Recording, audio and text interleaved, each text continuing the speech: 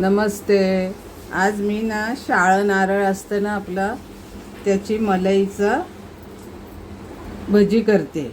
ही मलई आहे, एकदम जाड पण नाही, एकदम पातळ पण नाही. हे बघा, ही जी सालं असतात ती काढून टाकायची, नाही तर कडवट लागणार. कापून घ्यायचे. त्याच्यासाठी आपल्याला पहिलं आता एक बॅटर तयार करायचा. आता हा मैदा घेतला. आपल्याला मैदा आणि कॉर्नफ्लोअर घ्यायचं आहे. हे 3 चमचे मी मैदा घेते, कॉर्नफ्लॉवर 1 चमचा, ओलं खोबरं घेतले किसलेलं, थोडी हळद, लाल तिखट एक चमचा घ्यायचा लाल तिखट, चवीनुसार मीठ. आपल्याला ओवा वगैरे टाकायचा नाही ह्याच्यात, दुसरं काही बाकी जिन्नस टाकायचे नाही आहे. थोडं थोडं पाणी घालून बॅटर तयार करायचं. एवढं पातळ करायचं पीठ असं.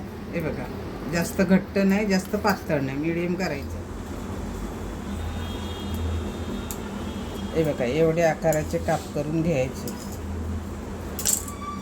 तेल तापत ठेवले. आता आपण एक एक भजी काढून घेऊया.